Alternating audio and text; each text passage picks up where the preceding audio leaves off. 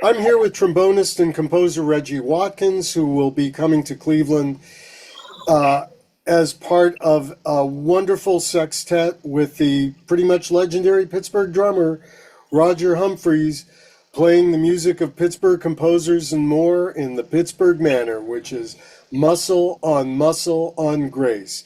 Reggie Watkins, thanks for being with me this morning. John, thanks for having me. It's good to be with you. So this is a terrific band that blends Pittsburgh and Northeast Ohio players. You've been a pretty regular presence on the Northeast Ohio scene, very gratefully to the music lovers here. But this is a band that has deep Pittsburgh roots. Tell me how the band got started and how it represents what Pittsburgh music has come to represent in improvised music in the Black American tradition.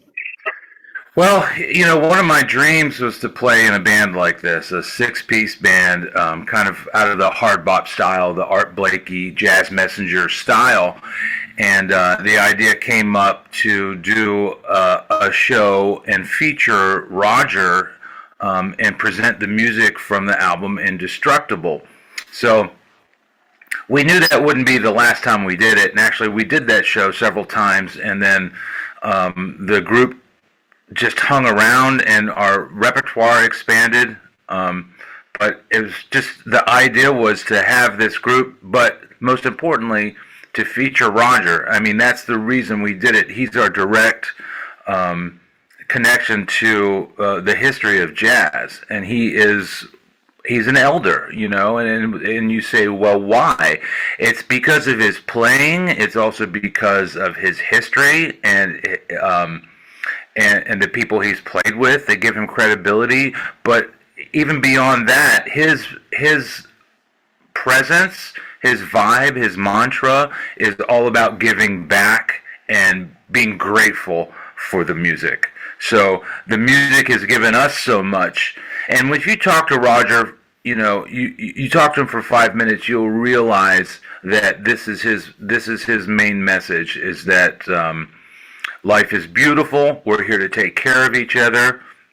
The music is a gift from God, and to be on either side of the microphone is an absolute blessing.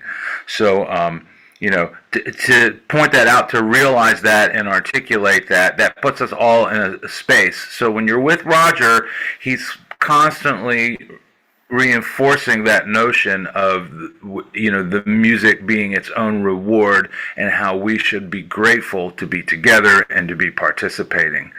So in any musical format, any band assembly, it's great to have Roger. But for me, again, it was somewhat my dream as a young musician to play in an ensemble like this, and then to get to do it with him is just beyond my dreams. And so it's really great to hear this music and to hear the guys play, and then to have that real stamp of authenticity that you get from somebody like Roger, who is so involved with the music. I'd like to take you back to your early days on the Pittsburgh scene and your first encounter with this really huge figure in Pittsburgh music.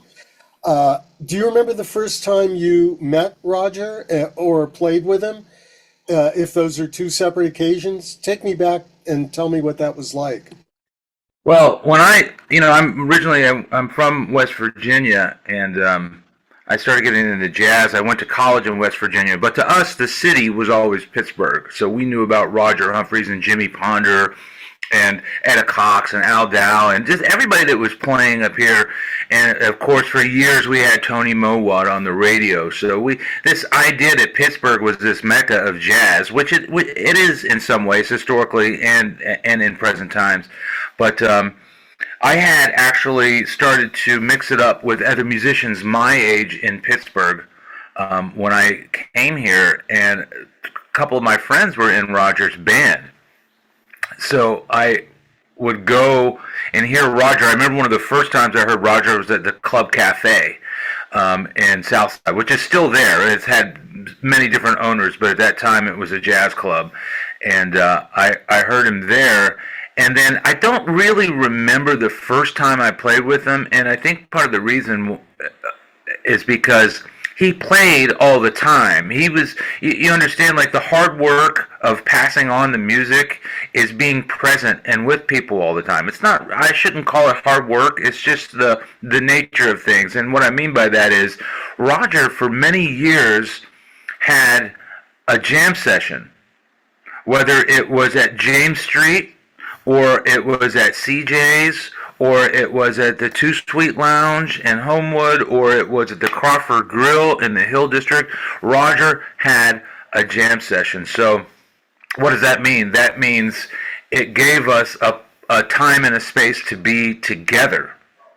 I remember, and not just the Pittsburgh guys, but for instance, first time I met my friend and one of my favorite bone players, Steve Davis, was on Roger's stage at the Crawford Grill in the mid-90s as he's hosting a jam session. Steve was in town, and that's where I met him. So there were people would come to town and gravitate to Roger, which they still do.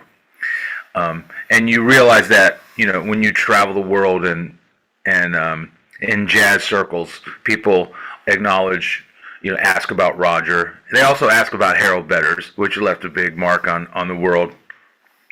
But yeah, so him being very present all the time. So he and what that also meant was that you would get the Steve Davis of the world coming to sit in, but you would also get the young Reggie Watkins of the world who couldn't quite play, and come and play. And so he created a space. Now think about that. Somebody who is studying the music, is very young, has an opportunity to get on stage and swing and play with Horace Silver's drummer. And for years, it was overstimulating for me to even experience the wave, the what you feel getting on stage, especially when it's him and then somebody else great like Dwayne Dolphin and Max Leak. That's his regular rhythm section. When you experience that, it's hard to describe, but it's an incredible feeling, and as a young player, it's intimidating. So over the years, I experienced that, and then here we are now. I get to put gigs together and hire musicians, and then have Roger join us in that capacity, and travel together and play together as friends and as peers, and it's just I couldn't be any more grateful for the time that I've had with him. So now you're not old, but you're, taking on the kind of mantle of a beginner elder in the Pittsburgh scene, You're not exactly an elder yet by any stretch of the imagination, but you've been on that scene for 30 years, and you've learned some things, and you've certainly learned some things about what improvised music in the Black American tradition means to Pittsburgh and means through Pittsburgh. If Pittsburgh jazz were a person, describe that person to me. If Pittsburgh jazz were a person, it would be a working class person with a big heart, and a big smile, but also a person that has the ability to stand up for themselves. So, Pittsburgh has looked at what are the qualities of the Pittsburgh sound, and it's got a lot to do with swinging hard, it's got a lot to do with blues, but who we are as a people, and even we've been branded, people try to bottle the Pittsburgh magic. It's very difficult to do, because if you notice, whenever they make a television show about Pittsburgh, they can never get the accent right. Never. They never get the accent right. If they do a show about New Jersey or New York or North Dakota or New Mexico, you can get actors to represent the accent. I think it's a thing where like maybe they try in the beginning and they say no, that's not going to work. But it's tough to bottle it, but it's heart swinging and it's definitely a working class personality. And when we're with Roger, he's always people have to understand like he's such a the mentality is that you don't leave the audience behind either. You have to include the audience. You have to consider the audience 100%. It's not about us at all. It's not about, I'm trying to make an artistic statement. If you don't like it, leave. It's not that. It's a communal thing. And that's what makes it really special. There seems to be a new generation of young players coming up in the Pittsburgh scene. Pitt has been, under some really distinguished leadership, the program there from Nathan Davis and Jerry Allen and Nicole Mitchell and now Chad Taylor. And there seem to be young players emerging on the Pittsburgh scene. Is that sense of lineage still present among those younger players? And do they seek it out? Well, that lineage you just mentioned is the University of Pittsburgh lineage. Yeah, sure. And that's an amazing part of our scene. But there are other avenues and alleys in the scene. You talk about the lineage is definitely still there in the University of Pittsburgh arena. Going from Nathan Davis all the way to Chad Taylor, amazing what goes on there, and that kind of keeps encourages our connection to the larger jazz scene, the international jazz scene. But then you have a lot of middle class, working class type musicians here that keep things going. And so a lot of those names you wouldn't know, but there's been a lot of people that have kept this jazz scene alive when it wasn't so easy. I mean, in the 90s for a while, I think, from my perspective, it seemed like there wasn't a lot going on, or there was a lot going on, but there wasn't a lot of opportunity. And so now you've got these different streams of activity. So yeah, University of Pittsburgh, but also you take the African American Music Institute in Homewood, the work that they're doing. You've got the Center of Life Music School here. You've also got presenters like the Manchester Craftsmen's Guild, the August Wilson Center, and also the Pittsburgh Cultural Trust, Kente Arts Alliance. There's a bunch of people constantly pushing it forward.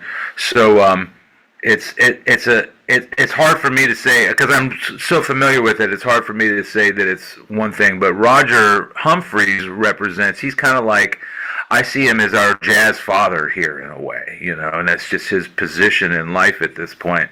But yeah, the things that made this city a special jazz city in prior eras, I think, are still here. The essence of that is still here, and somehow it manages to keep going. Great. Well, thank you for keeping it going, and thanks for taking the time to speak with me this morning about Pittsburgh jazz. It's a scene that I knew a lot about at one time and am anxious to check out again. I really appreciate you being here, Reggie Watkins. Thank you, and lift the bandstand when you're here with Bob or Roger. Thank you, John. It's always a pleasure to talk to you, and I'll see everybody July 31st at the bus stop.